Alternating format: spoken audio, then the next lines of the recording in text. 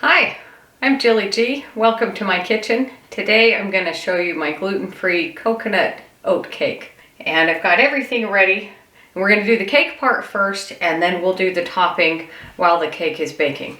So first up, I have some water here in the microwave that I'm going to bring to boiling for our oats. Boiling water. Pour this onto your oats. And this is 1 cup of gluten-free oats and 1 cup and a quarter of boiling water.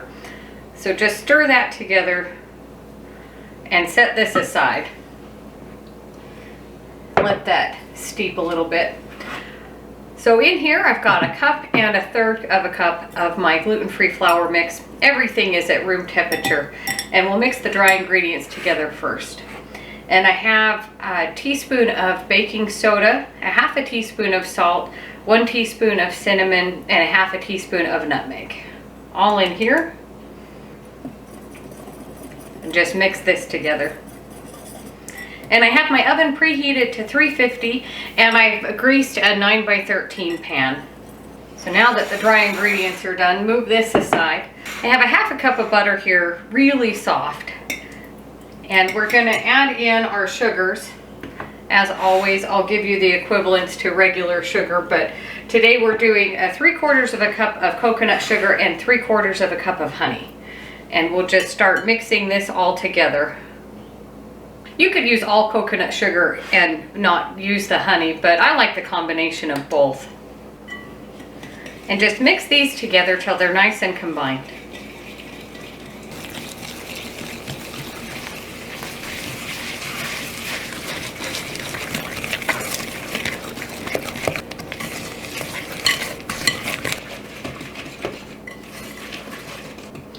Scrape down your bowl.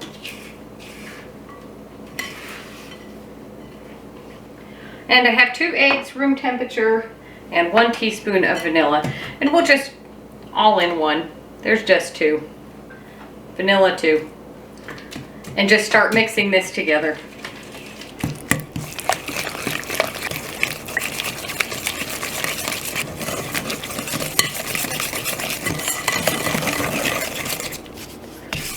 Scrape down your bowl again. And just make sure there's nothing on the bottom here. And once that's all mixed together, we're going to add in our oats. They're still warm, but that's okay.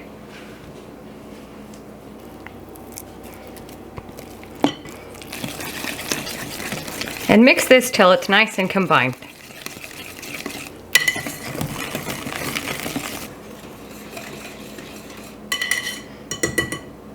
And once that's all mixed, I'm going to switch to the spatula for the dry ingredients.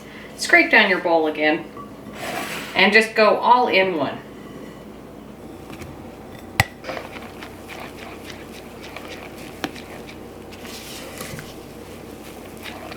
And mix this till it's just combined.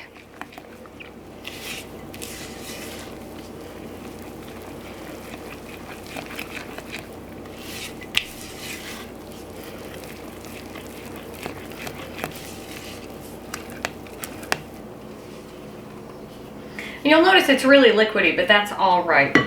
So bring back our 9x13 pan, and we'll just pour this in.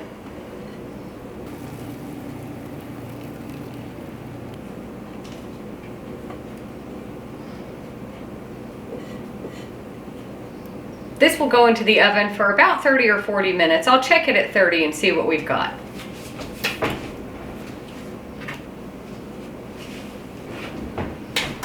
While my cake is baking in the oven, I'll show you the topping that goes on this.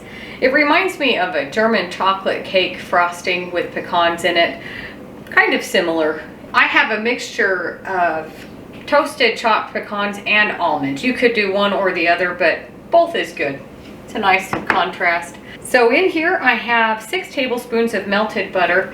And again, same equivalents of honey and coconut sugar, but you could do all coconut sugar in here if you want to, or all honey, but again, I'll give you the equivalents to regular sugar. And I'm just going to mix this with my spatula. So 3/4 of a cup of honey and 3/4 of a cup of coconut sugar. And just mix these till they're really combined.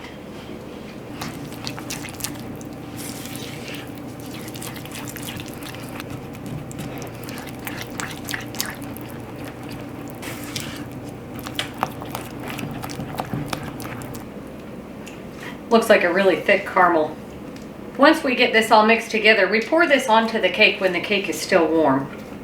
So I have a 13-ish ounce can of coconut milk. And you'll notice it kind of looks a little separated when you first open the can. And I found just a butter knife is the best way to get it all stirred up before we add it into here. Spill it everywhere. If you can't find coconut milk, you could just do a can of evaporated milk and it will work the same. But because it's got coconut in it, I like the coconut milk and the coconut.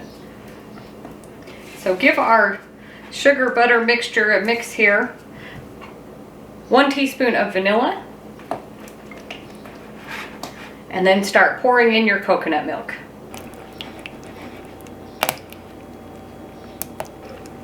And just mix this till it's combined. You could use a whisk, but the spatula is good.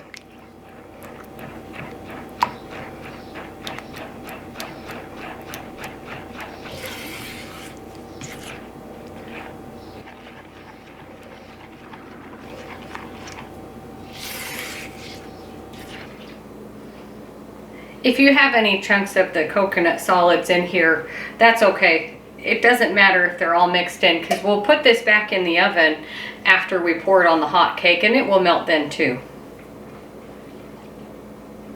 Make sure to scrape the bottom. So to this we are going to add a 1.5 cups of shredded unsweetened coconut and it's about 1.5 cups of the chopped nuts. You could put coconut and nuts in the cake batter, but because it's on top, this is fine just to be in the topping. So just start sprinkling your coconut and nuts in here.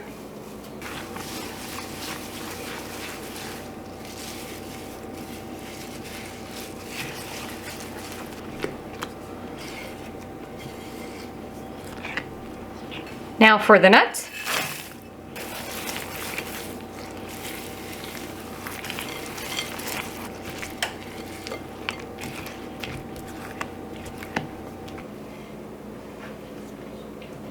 Scrape down your bowl, make sure everything is all mixed together. And now we just wait for the cake to come out of the oven.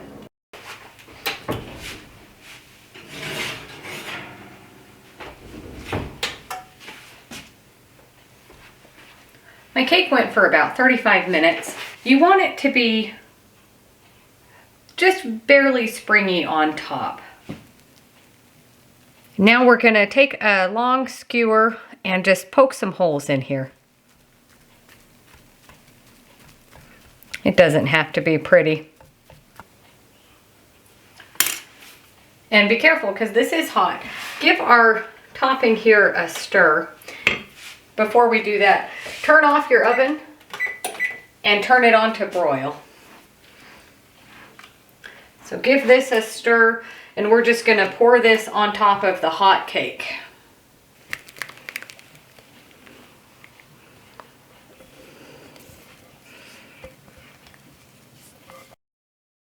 And spread this out.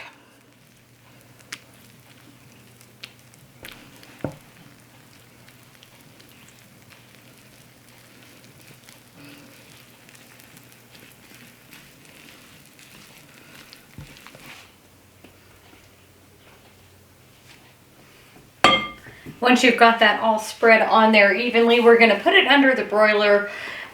Depending on your oven, check it at about 5 minutes, but maybe 10 minutes. You don't want this to burn.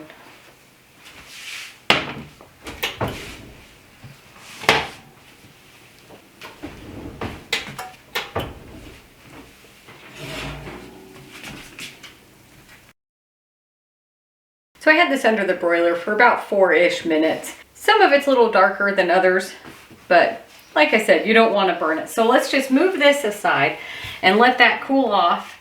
And I have about a cup and a half of heavy cream here with about a half a teaspoon of vanilla.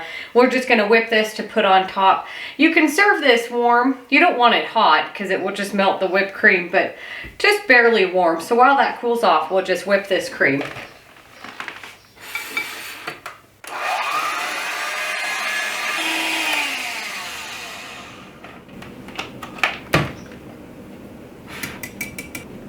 So my coconut oat cake has been cooling for about 20 minutes, and we're just gonna cut a small piece here. Just kind of loosen the sides a little bit. Don't even need a knife.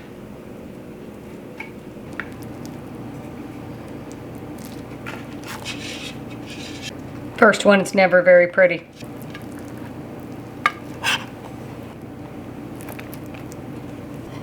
Looks pretty good. Because it's still warm, it's really soft, and because we poured that topping on there, it seeps down into the cake, kind of like a pudding cake, if you will. Let's put some whipped cream on here. Looks pretty good.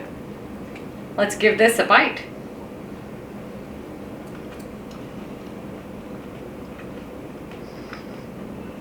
This cake is best served warm. With the whipped cream, it kind of seeps into there a little bit, but it's really good. It's a really nice light cake. Thanks for watching. Don't forget to like and subscribe. Thanks to everyone who's already subscribed. If you have any questions or comments, let me know, and we'll see you on the next one.